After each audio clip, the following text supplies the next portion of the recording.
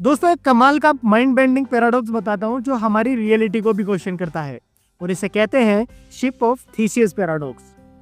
Theseus एक Roman योद्धा था जिसके पास एक शिप था। अब मान लेते हैं ये वही शिप है। जैसे जैसे ये शिप पुराना होता जाता है तो इसके पार्ट्स खराब होने लगते हैं। जैसे ही इसका कोई पार्ट खराब होता है उसे हटाकर नए पार्ट के साथ रिप्लेस कर दिया जाता है।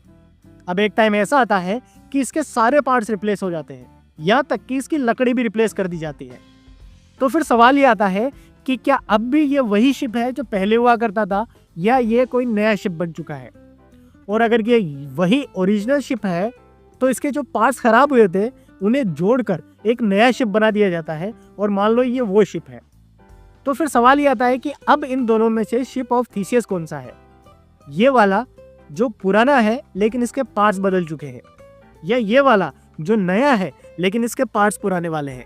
अब इन दोनों में से थीसियस का शिप कौन सा है। और बिल्कुल ऐसे ही ये पैराडॉक्स हम ह्यूमंस के ऊपर भी काम करता है। जैसे ही हमारी विचारधारा, हमारी आइडियोलॉजी बदल जाती है तो हमारे ऊपर सवाल उठता है कि क्या हम इंसान बदल गए हैं या हम अब भी वही है जो पहले हुआ करते थे। और बिल्कुल ऐसे ही जैसे ही किसी पॉलिटिकल पार्टी की विचारधारा बदल जाती है तो उस पर सवाल उठता है कि क्या अब वो पॉलिटिकल पार्टी भी बदल चुकी है या वो वही है जो पहले हुआ करती थी।